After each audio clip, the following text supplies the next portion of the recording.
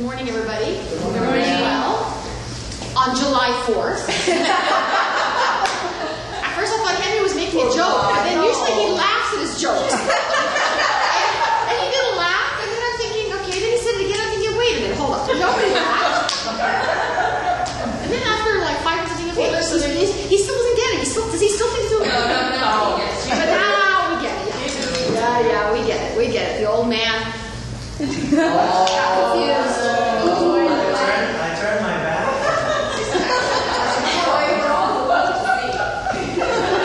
Okay, why don't we pray? Let's pray. Heavenly Father, we want to come this morning with our hearts full of gratitude for who you are in our lives, Lord. What do you do for us? Lord, we want this morning to be all about you. And this morning, Lord, we choose life over death. We choose blessings. We choose you. And help us, Lord, to understand what that really means. We thank you in Jesus' name, who makes all things possible. Amen. Romans chapter 1. Last week we did the 2 verses of Romans 1, 16 and 17. Really are the most important verses of this book, okay, of this letter of Paul. And we talked about how Paul is not ashamed of Jesus. You know, we learned that the gospel is really Jesus, okay? It's not what Jesus tells you to do, but it's actually Jesus. Because many think that Jesus is a prophet, and so follow him as a prophet. Prophets tell us good things for ourselves, but this is not the concept. The gospel is the good news of Jesus. He is the good news, okay? And Paul says he's not ashamed of Jesus. And the reason why Paul is not ashamed is because he knows that he needs Jesus. It's basically the concept of, I'm not ashamed of my disease because the cure is so amazing. Like, if you understand that, okay? Paul is diseased like we all are, okay? But he's not ashamed of that disease because the cure, Jesus, is so incredible, because Jesus is the only way Paul can have a right relationship with God and save him from himself, from who he is, and transform him. And we talked at length how Paul views his salvation and how our relationship with God is experienced with one act of faith after faith after faith. Okay? And if you do not have that experiential faith with God, you don't understand it. Okay? And it's still only head knowledge. The concept of is a little child. A little child first doesn't move, right? Then rolls, then sits up, then starts to crawl, then starts to walk in a teetering fashion, then it starts to run, and pretty soon starts to jog, ski, fly, hang glide, do whatever. Okay, it's in like this, okay? You cannot expect a person who has never crawled to start running. I mean, it's this concept, and that's exactly what faith is like. It's faith upon faith in our experience with God, in our relationship with God. Romans, and let me just review real quick. Romans has 5 sections. The first section, and you'll have it's all in here in your pages here. I have clipboards that have the lesson, and also you can have just without the clipboard. The first section is sin. Why do I need to be saved? The second section is salvation. How can I be saved? Then you have sanctification. It's that theological word. What happens after I'm saved? Do I grow as a Christian after I become a believer? In that growth period, theologically, it's called sanctification. Then we talk about the sovereignty of God. Why does God save us? Who is this God? Okay? And then the last one is service. How can I serve God? Paul says, what is my logical reaction to my understanding what God has done for me? Okay, and we're going to start understanding today one of the logical reactions. First thing is to be grateful. That's your logical reaction. We talked about it. Imagine, somebody comes in your house in a mess, somebody comes and cleans your house top to bottom, brings their bleach, their cleaning equipment, does an amazing job. You walk in, it smells like cleanliness, just amazing. And you're like, you didn't have to come. It wasn't dirty. Okay? And how that feels. And this is the concept. It's not the right reaction. Okay? Paul says that is God, the right reaction. So today we begin with the bad news. Okay, bad news. Sin. Why do we need saving? A question. Jeweler has amazing diamonds, right? You go to a jewelry shop and you shop for diamonds. You're shopping for a quarter of a carat, oh my gosh, 5 carats, 10 carat diamond. Elizabeth Taylor's diamonds are on, they're going on tour right now. Okay, amazing. Okay, what does a jeweler use to show off the diamonds? What do they do normally? Best light. Best light, and what else? You have to have light. Mirrors, but something else. They put them on what? There it is, on a black cloth. Contrast. Yeah. Right? To see, you have the light, but to see how bright that diamond is, you need to put it on the black, usually velvet cloth, because the velvet cuts any kind of light, and the diamond sparkles. Okay? So the concept is here exactly like this. Paul's doing the exact same thing. How can you appreciate who Jesus is and what Jesus has done? First of all, you need to understand who you are and your blackness. Okay? So this is what, today we're talking about the black cloth. Imagine a courtroom scene. You guys ever been in a courtroom? Yeah, courtroom. Well, there's a judge. Yeah? And who else is in front of the judge? There's 2 types of lawyers. You have a defense and a prosecution. Okay? Right? And then you have a defendant, the person who's being prosecuted, kind of sitting in the back. And then you've got a jury. Right? Okay. Paul, in the book of Romans, takes on the role of a prosecutor. So here's the courtroom. And the case is man's innocence or guilt before God. Is man, this defendant sitting here, which is you and me, is he guilty or innocent before God? And the charge is that man has deliberately rejected God. That's the charge that Paul is writing down here. The prosecutor, Paul, he says all of humanity is accused. So you and I are sitting in that defendant chair this morning, okay? And the defense is guilty as charged. That's basically, after we finish our lesson today, that's the concept. We're guilty as charged. And all of us are without excuse, the Bible says. Okay? And then the Bible says that the punishment of this sin is what? Is death. It's capital punishment. And that's what we deserve. And this is the bad news. It's bad news. It's bleak. Okay? Very black, right? Very black. Okay. So let's read Romans 1, verses 18 and 19. Okay? Somebody have that could read loudly. Romans 1, chapter 1, verses 18 and 19. For the wrath of God is revealed from heaven against all ungodliness and unrighteousness of men who suppress the truth in unrighteousness, because what may be known of God is manifested in them, for God has shown it to them. Okay, thank you, Margarita. Okay, the wrath of God, verse 1. The wrath of God. How do you visualize the wrath of God? Throw out some imagery. The one that always comes to my mind is is Jesus going into the church and Turning. the whole thing came. Just furious, turning tables upside down, right? Okay, so just anger. Okay, what else? Tell me some images that come in when you think of the wrath of God. People suffering. Okay, people suffering. We're going to get to that, okay? We're going to talk about that a little bit. The wrath of God, people suffering, Dean says. Okay, what else? Spilling of blood. I'm sorry? Spilling of blood. Spilling of blood. Okay, so now you're in the same kind of mind frame with Dean, right? This kind of spilling of blood, right? The wrath of God. Okay. Well, that, and then also that there's a price to be exacted. Okay, as a price. Okay, they will pay, kind of thing, huh?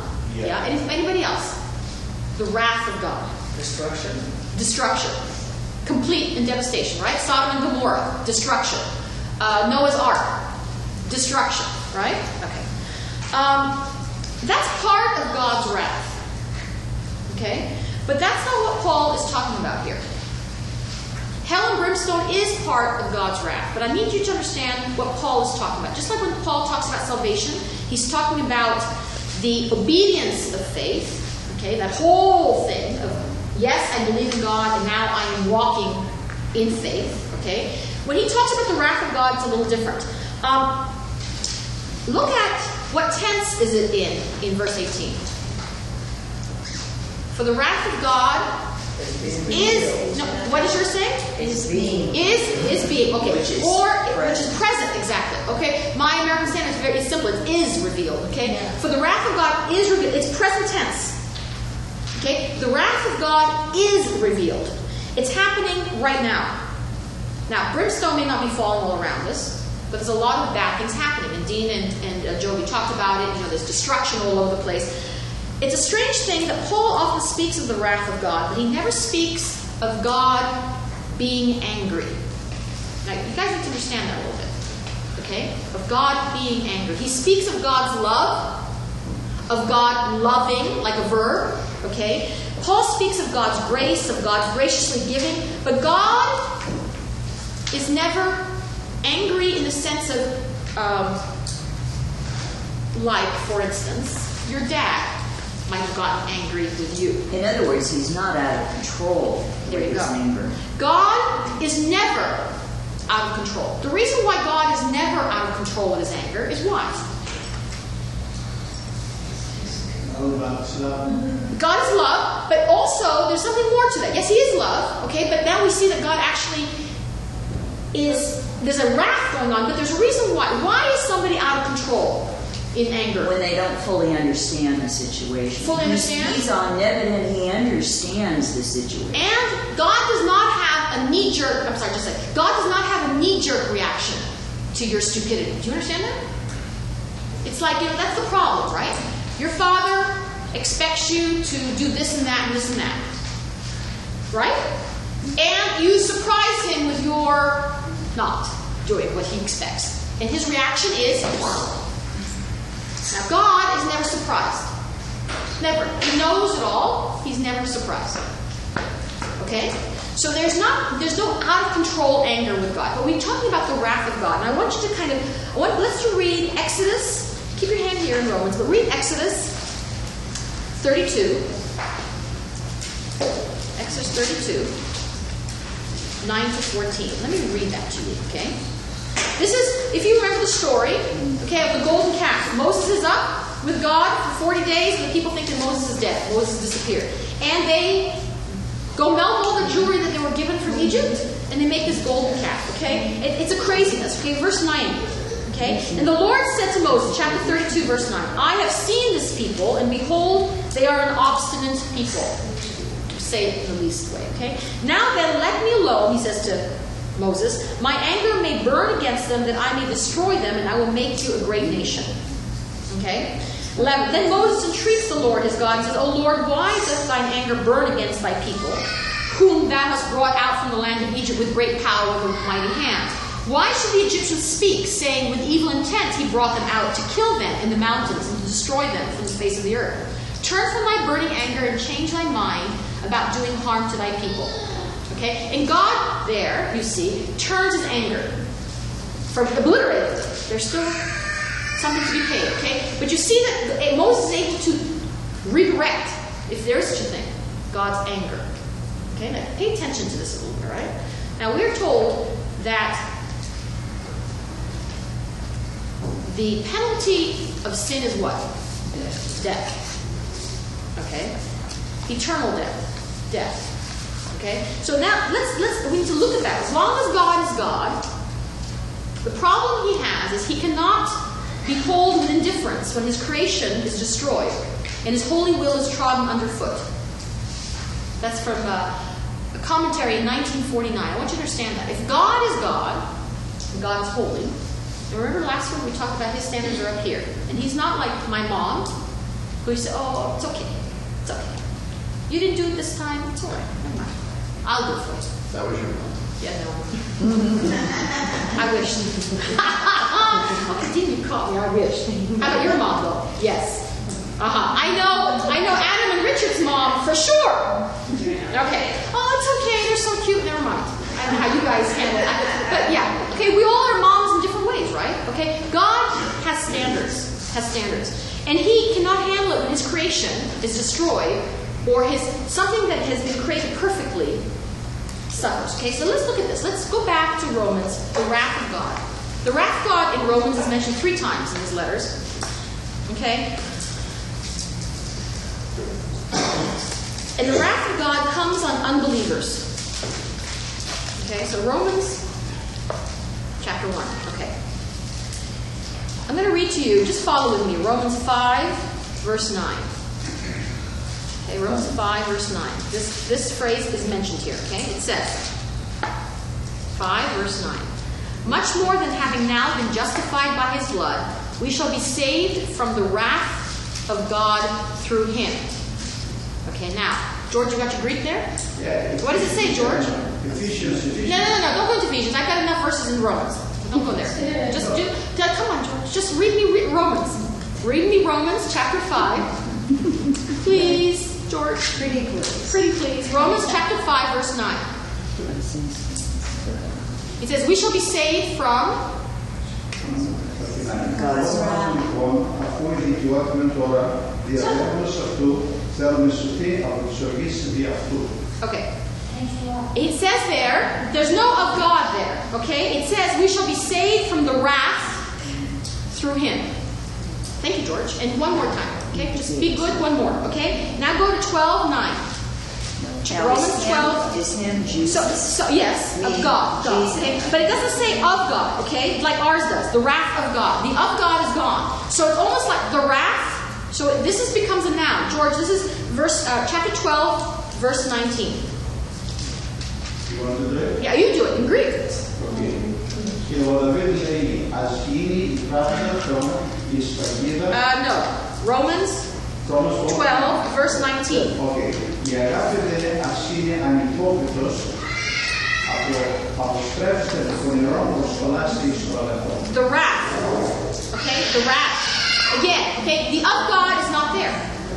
I need you guys to understand that, okay? So it's basically, kids are saying, oh please, be careful because the wrath will fall. Okay?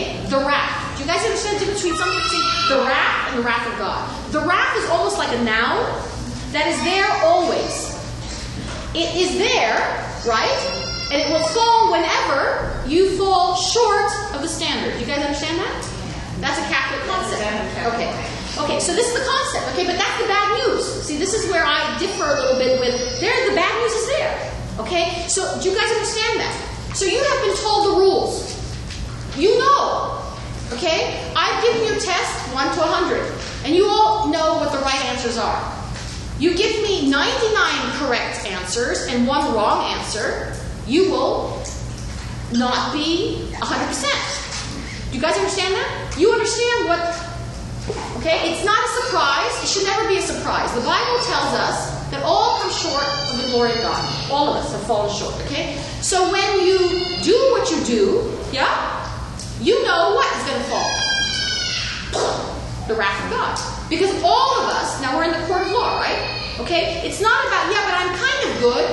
I'm good 50% of the time. God says, if you're good 50% of the time, it's not good enough. It's not good enough. Okay? Now God is my kind of parent, because I do that. Remember I told you guys that, right? When my child says, Mommy, I got a 92. Isn't that great? My response is, well, why did you get 100? What's wrong? Okay? But there's good news, but right now we're dealing with the bad news. Okay? Because the concept is, we need to understand that we have all fallen short of the glory of God. Okay? Sorry, Donna, she's not here. Sorry, okay. So this is the concept here, okay? The wrath. It's a noun. It's a noun. Do you guys understand that? Okay, so we need to kind of start to understand that. We need to separate that, okay? It seems like the phrase of God has been added in a little bit later, The wrath okay? of God. The wrath. Okay, now, there's 2 words for wrath, for anger in Greek. 2 words. Okay, and I have this in your thing, so I need you guys to understand a little bit. There's thermos, where we get the word thermometer. Okay? And that is literally a blast of anger. Okay? That is like somebody's, okay? That concept, okay? It's like anger. Uncontrollable, devastating anger. Okay? That's thermos. And then there's another word called orgi. Now, that's not where we get the word orgy, okay? But this is the word orgi, which means basically controlled anger. Now, this is what Karen was talking about. God's anger is not uncontrolled, it's controlled. And that, we need to understand that, okay? It's expected, it's a settled anger. It's not, oh, I don't know whether God's going to get angry. Okay? God has already told you that the wrath will fall no matter what. Because all fall short. Okay? So this is not a surprise. This is the accusation. Okay? This is the accusation. And the wrath is going to fall. The ordeal of God will fall. When you see somebody doing something wrong to somebody you love, okay? Does that make you angry?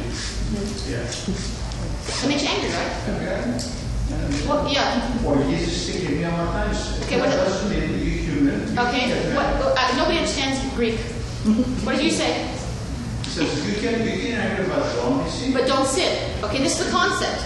Okay? This is the concept, okay? Now, when somebody hurts a child, kidnaps, rapes, murders, aren't you angry? Yeah. I hope you'd be angry. Yeah. I hope you'd be beyond angry. Okay? One expression of love is that you get angry about stuff that you care about. They say many times in marriage, when couples fight and get angry, it's a good sign. It's a sign that they care. Then you get to a point many times with couples where you say, basically, I'm over it. So who cares? That's when you start to seriously worry, okay? Because you no longer care. Do you guys get that? Okay? When you get angry with your child, it's because you care. You want them to be better. Now, if you didn't care, you feel like that about somebody else. You understand that? This is the same concept with God, okay? It's exactly the same concept with God. Why does God get angry at sin? What do you think? He's God, the judge, and here we are, all the defendants. Why does he get angry at sin? What's the big deal? What do you think? Well, he knows that it will hurt us. It's no good. No, it's wrong. See there exactly. He knows, right? That he doesn't want us to be destroyed. Okay, because sin destroys life. Yeah, George. Because God is saying, the sin, He give Himself for that thing to buy us. Yeah, okay, we're gonna get that's the good news. But today we're talking about why is he angry? Because if somebody's sick and you go against the word of God, God is saying that's not why. Oh, okay, but the question, hold on. There's a reason why. No, because Maggie's right, okay? Marguerite, this is why. Because God created you perfectly. Yeah. Because it's expressing to him disobedience. Okay, yeah, disobedience. But the disobedience destroys you, Dee. See, he doesn't get angry just because. Okay? He doesn't say, I want you to paint this room yellow. And if you paint it blue, he's going to get angry because you painted it blue. There is actually, he might get angry. Because why? Because you disobeyed. That's a whole different thing. But he's not arbitrary. Do you guys understand that? He's not arbitrariness, okay? Sin destroys life. I want you to think about any sin that you can think of. Yes. Can you figure out from these verses whether this wrath of God is referring to wrath while on earth or wrath after death? Well, this is the concept, okay? God, the consequence of sin is death. Now, Adam and Eve brought physical death, right? But if you remember, the angel at the Garden of Eden was guarding what tree? Because if they ate the tree of life, then they would be for eternally sinners. Yes. You see, we're talking about eternal death. Yeah, absolutely. Okay, this is the concept. Did you get that? Okay, we are all doomed to die now. That is a consequence of the sin. But Jesus came to give us life ever after. So we're talking about wrath like that. Okay, but there are consequences, and we're going to talk a little bit about it because, like what you're talking about, what Joby was talking about. Because there's horrible things going on around the world. But I want to discuss in a little second, okay? So, God is angry because sin twists creation. It damages what God has made. And I want you to think about sin and Satan. Do you know that Satan cannot create anything? Satan takes what God says this is holy and he twists it. That's his expertise. Yeah. I want you to think of any sin that's out there. Anything. It starts from something good, and he twists it. Sexual sins. Innocence with children. Anything. Okay? It starts with something good, and God says, what are you doing to my creation? What are you doing to my creation? And this is the concept we need to start understanding, okay? And the thing that I want to bring across here is the consequence of sin that we're suffering with, which is what's all around us. Okay? Is God happy about that? Okay, it's like a parent who has said, you do this, and you're going to have time out. You do this, and I'm going to have to ground you for a month. And if you're a good parent, you're going to stick by what you say. Yeah, that's the And key. right. And God does. And God does. Okay? And is that parent happy when that child is grounded? A good parent, a good parent. I mean, it's hard to see your child suffer. If you think God relishes in the suffering of the world, we're completely wrong.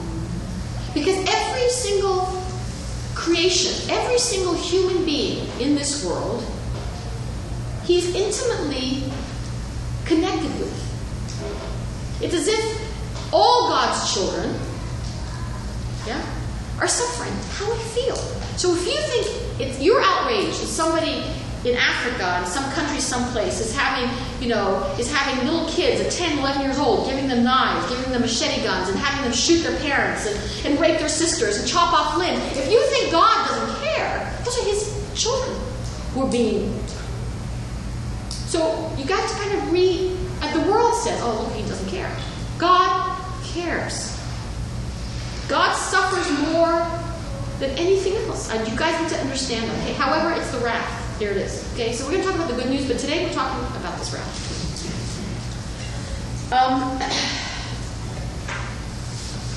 If God did not get angry, He really wouldn't be worth worshiping. You guys understand that? That's true.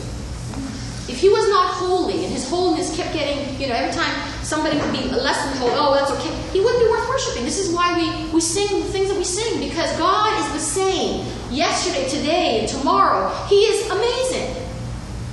And there's nothing you can do to surprise God. I mean, He is worthy of our worship. And if He did not get angry at things that are angry worth, what is that? Okay? Romans 1:18. Let me read it again. So the wrath of God is revealed from heaven. The wrath, okay? So the wrath of God is revealed from heaven against all ungodliness and unrighteousness of men, who suppress the truth in unrighteousness. What is the object of God's wrath? What does it say here? Man's sin. Specifically, Karen. Specifically. Ungodliness and unrighteousness. Okay, wickedness and unrighteousness are interchangeable here, okay? The NIV says wickedness is really more the understanding of unrighteousness. It's a word, I think wicked is a word we understand better than unrighteous. So I'm going to use the word wicked, okay? I think unrighteous becomes a little theological today, in today's world, okay? So the object of God's wrath falls on ungodliness and on wickedness. Okay, so let's define what these words mean. Ungodliness. What is ungodliness? Anything that is not of God. Okay. Or living your life as if what? There's no God. There's no God. Okay, now I'm not talking about atheists now. Because in truth there are very few atheists. Very few atheists. Okay? It's living as if God does not exist. Would it be going contrary to the commandments? It could because be. God It did could put be, it yes. down. It could be there, but that's the result. Okay? People believe in God but live as if He does not exist. They don't think He makes a difference. Right? Yeah, there must be a God out there. But what's that going to do with me? Yeah. I'm going to live my life no matter what. Right. Okay? I'm going to live my life as if God is someplace way, way over here and He has nothing to do with me. That's ungodliness. Living your life as if God doesn't matter, as if He has no power, as if He has no say, as if He's nothing. Okay? Ungodliness. What's unrighteousness? What's wickedness? What is that? Doing evil things to others. Doing your own thing. An evil, who's to decide if it's evil? Okay, in Genesis it says, and every man did what? He was right in his own mind. What was right in his own mind. That is the definition of wickedness. But I really believe inside of us there is, when we do something really evil to somebody We know else, it. we know Okay. it. But we're gonna get there. I mean, nobody has to tell me. Okay, we're going to get there. Absolutely. In the next verses, we're going to get there, okay? But that's the definition of wickedness. Doing whatever you think you want to do. That's it. You don't care. You don't care. There's no humility. If you put Yeah. that throne, or the God's throne, you take it off him and you put something else, You're right. okay, that the God get really mad. Yeah, okay, so we're going to talk about that in a second. Hold on, George. Okay, yeah, we're going to talk about right now. I'm just trying to define these two things, okay? We're defining godlessness, which is basically living your life as if God doesn't exist, and wickedness, doing things according to Rhea's rules.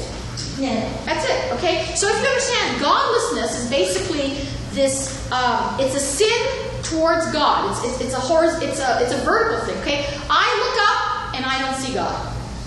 Or if I see him as way over there, it has nothing to do with me. That's godlessness. It's a vertical sin.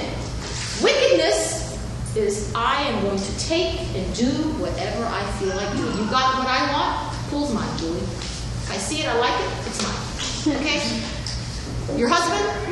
Mine. That job? Mine. Mine. I feel like it. I want to do it? Who's going to stop me? Wickedness, it's this way. Godlessness, it's this way. You guys understand that? That's exactly how the Ten Commandments are divided. We're not going to get there, but that's how it is, okay? God's wrath will fall on those who say, who cares? And those who say, dare me. It will fall. Okay? It will fall. Romans 1:18-19. Let me read this again. The wrath of God is revealed from heaven against all ungodliness and wickedness of men, who suppress the truth in wickedness. Because, here we go.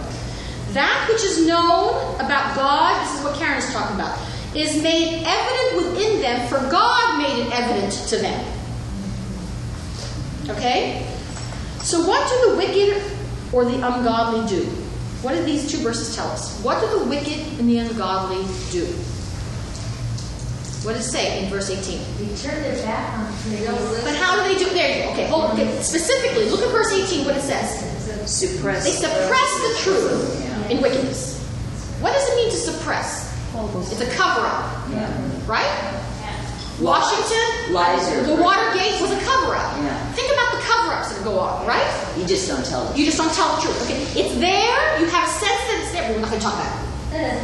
It's suppressed, right? You suppress the what? The truth. Okay, you suppress the truth. It's more than listening, though.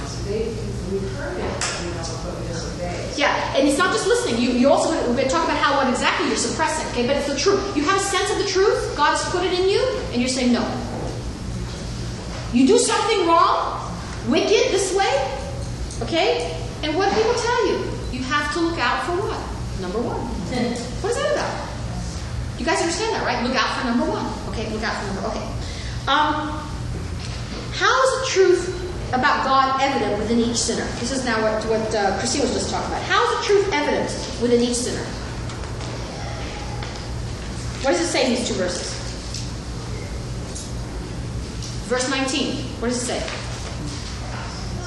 And they has shown it to us. Yeah, He has made it evident Plain. within you.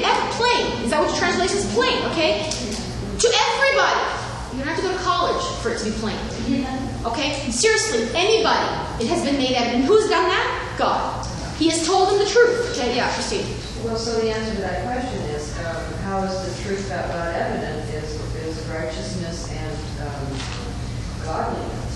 Right, but we're not actually going to talk. He explains a little further down. How does God do that? How does He make it evident? And we're going to talk about it a little bit further, a few more verses down, okay? But right now, God has made it evident. Okay, God has made it truthful. Okay, Psalms 19, verse 1. It says, the heavens, here it is, declare the glory of God. The heavens. Creation declares the glory of God. It's unmistakable. God has revealed Himself through what? Nature, His creation. Nature, okay? Remember the Russian cosmonaut? You guys remember the Russian cosmonaut? And about 3 weeks before John Glenn went out, okay? He went out, Russian cosmonaut, and he said, he went out and he circled the Earth. You guys remember that all? Some of you too young, okay? Do you remember what he said? He said, I searched God and I didn't see him. I searched for God, went around and around and around the Earth. I didn't see him. I remember that. 3 weeks later, John Glenn, a Christian, circled the Earth 3 times. And this is what he stated. I saw God everywhere. I saw His glory. I felt His presence, His closeness. I saw His majesty. So why do 2 men, same occupation, experience the same thing and have such different reactions? What do you think it is?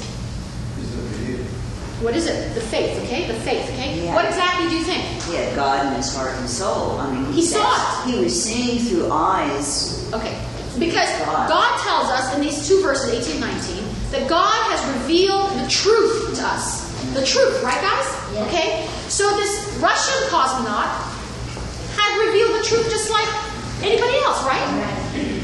But what is he doing as he's going around and around and around? What does the Bible say here? What does he say in verse 18? What did that cosmonaut do? Suppress the truth. He's rotating around and around, and he sees the Earth like this, right? They say that in space it's like it's an Earth, like we see the moon, it's like the Earth, right? Okay? I mean, he sees things that you and I have never seen, witnessed with our eyes. Okay? And he suppresses the truth. And he says, God is not here. Well, another one sees the truth and says, and he worships. And this is what happens. Suppressing the truth and saying, yes, that is the truth. Okay? Romans 1, verse 20.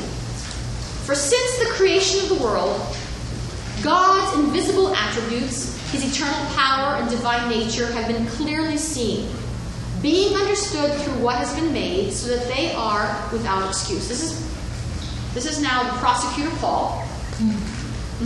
And he's standing up and he's saying, since the beginning of time, God's invisible attributes in nature has been seen. And these guys here, these defendants right here, okay, none of them have an excuse. Because they all live in this world. They've all smelled, okay, I mean, now I've gotten used to it a little bit, but the magnolia, the lemon smell is like the best gelato you could possibly have. I mean, it's just an amazing, the lemon, the fragrance, okay? The flower is gorgeous. I mean, it's just amazing, okay? You go scuba diving, or you go snorkeling, and you look down and you see the hidden treasures of the earth. The hidden treasures. Things are not all, I mean, and I always think, why did God do that? Who's ever going to see that? And the beauty is it brings excitement. Excitement. Yeah. Who's ever going to see that when he does that? I mean, I want to do beautiful things. Oh my gosh, guys, you'd know it. Okay? You've all been subjected to some culinary something that I've done, right? And I'm going to sit there and ask you, okay, how does it taste? What does it look like? Have you noticed this thing? Did you notice this time that you just... But He created the world for Himself. But also, for our excitement, yes, He created, but it was also for us, because we've been given. What have we been given in Genesis? We have been told this is all yours. That's why we have the census. That's what. Yes, it's all yours. It's an amazing, amazing concept. Okay. What about God's actually revealed through nature? Okay, so you go climbing on a mountain, high. You get so high that the clouds are going around you like this. You guys done that? Okay. What about God does that reveal to you? Tell me some things about God that you've discovered. His bigness, huge. Yeah? Huge. Never ending. Never ending. Eternal. But He's a creator. He's a creator. I mean, Dean can understand so much more than me with a telescope to look into. I mean, I can't wrap my mind around a star that is how many years away, and it's not even what I can't even understand how it hasn't even happened yet, or we have not happened yet, or something. It's like what? It's just so beyond me. We have to enjoy it. He's huge. He's huge. Okay, you have a telescope to see, and then you have what? A microscope. It goes both ways. We thought that, the atoms, and then it just goes both. I mean, it's like eternity both ways. Okay, so when you start to understand that, what do you do? What's your response? Huh? Just fall your knees or your face and go, Lord have mercy. Yes. Okay? Amazing. Okay? Amazing. We need to understand that. We learn from God, He exists. He's powerful. He's organized. He's creative. And there's so many things you can learn about Him. Okay? And it's just incredible. It's an incredible thing. Romans 1:20. What does Paul, as the prosecuting attorney, say? He declares in his opening statement what? That we are all, what does he say in verse 20? Again, the very end. We are all without excuse. We're all without excuse. There's nobody on this planet can say, but I didn't know that God was a creator God. Okay?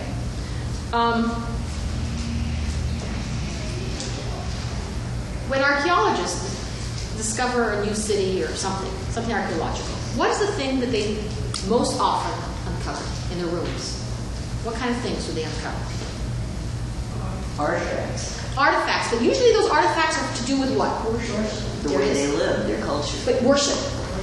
Well, true. It's the temples. Yeah. It's the implements for worship. Why do you think that is? Why do you think?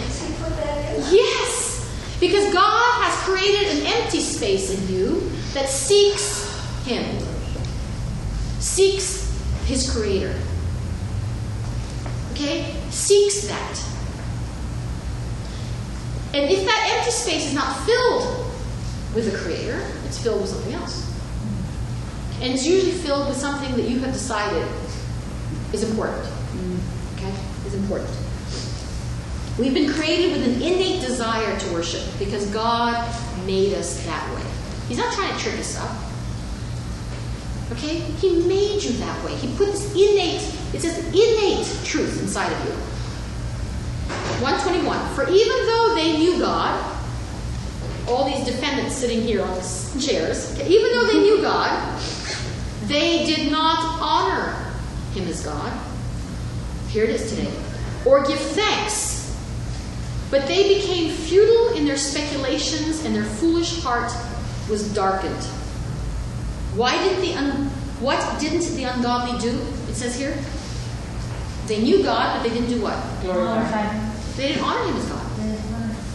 They did not give God thanks. Why? Why does the ungodly refuse to climb a mountain? Can't even see because the clouds go around and around and around. And not to say thank you. Yeah, George, why? Because the things when they did is sin. And they don't want to come into the light, which is God, to show themselves how good they are. Okay, wait, hold on. Back up a little bit, okay? Back up. And my question to you is this, okay? I'm climbing up Mount Olympus. Okay? It's amazing that my legs can carry me. It's amazing that I can breathe. It's amazing that I can do what I'm doing. Okay? I'm climbing up. I'm on all fours. The sky is around me. It's just incredible up there. Okay? Why am I not saying thank you? No, it's before here. Okay? Why do I not say thank you? Why do some people say thank you and some people do what? First of all, they thought they are something. There you go. There you go. Okay? What is that called? Because Julie said it a little while ago. Pride. There you go. You see, for you to say thank you, you have to, it's a positioning going on, right? Right? It's humbling, yes, it's true. So you make speculations. Wow. And I'm not, science. How does this work? Okay? Let me figure this out. Let me not be as clueless as I was yesterday. Let me figure it out a little bit more, okay? And the more you figure out, there's two ways to go. The more you figure it out, there's one way to say, oh my gosh, okay, I thought I didn't know anything yesterday, but now I understand there's 50 things I don't know. Which is the way I understand it works. Or, it's not such a big deal. Let me explain to you how it works. Okay, stop being in awe. Let me explain to you how things are done. It's pride. But the anomaly of that is they're using the very organ that God created, which is their brain, to kind of decry Him and to dismiss Him. You know, because if they look back, I mean, they're using their brain. They didn't create their brain. Right. Their But intellect. how often do we do that? We use the gifts that God has given us against. In Hosea, okay, this is the concept, okay. You, as God, who's now the husband, gives gifts to the wife, and she goes and becomes a harlot. But she takes the gifts, okay, and she takes the sugar, she takes the flour, she makes the cakes, and she goes and gives them to her lover. And she flirts with those gifts with her lover. And the husband says, "Oh, wait a minute, I gave you those things. What are you doing? We do this all the time. We do it all the time. We take the brain, we take the muscle, we take the children, we take, you name it. And we don't give it to God. We say, no, sorry. You're kind of irrelevant in my life. This is the way I'm going to do it. Godlessness. Okay? So absolutely.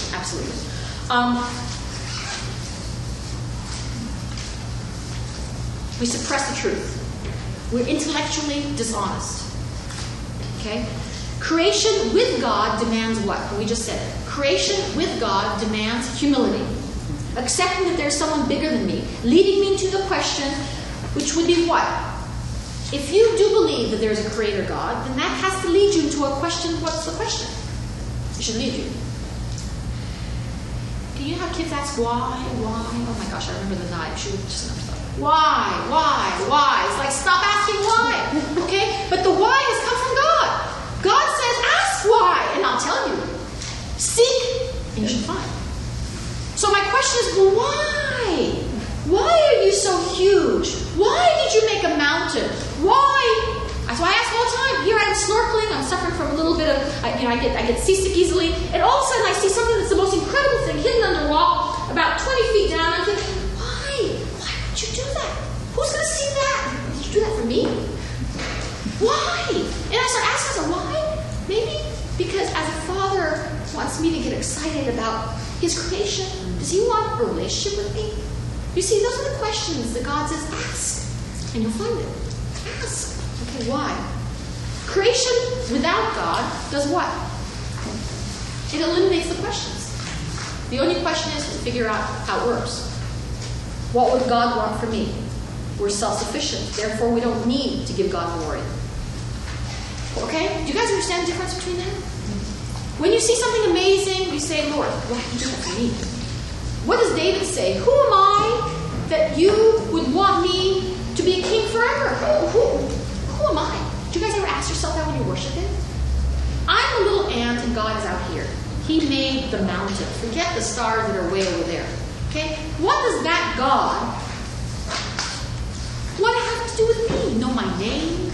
Know how I feel? Care about my emotions? Seriously? How odd is that?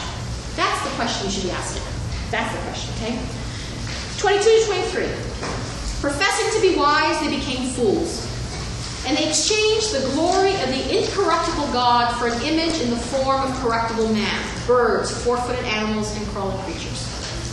You guys understand that? They took God, who was amazing, and they said, oh, let me worship the mountain. They took the cloud that's circling, oh, let me worship the cloud. Okay? What does man refuse to do? He refuses to give God the glory. Great things he has done. That's why man tries to recreate it. That's it. In his own. Exactly. Right. Because there's a God-shaped vacuum in all our lives, and when we take God out of our lives, something's going to fill it. A person, a thing, an ideal, and it becomes an idol. Today's idols, wealth, success, physical beauty, pleasure, fame. And why do we worship creatures rather than the Creator? Well, I believe it's because we have control issues. When you tell me, Rhea, how you doing today? I can tell you 1,000 things that are wrong with me. 1,000 things. Let's pray. Heavenly Father, we ask forgiveness, Lord.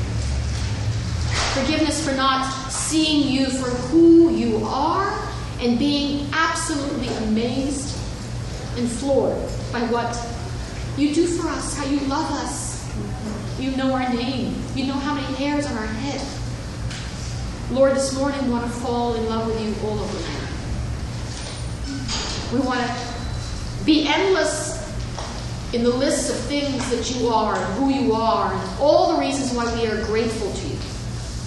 And we want to silence Satan in our lives today, who suppresses the truth and wants to tell us all the bad things. Lord, today is all about you. We love you. We worship you. We thank you for who you are. In Jesus' name, amen. Amen.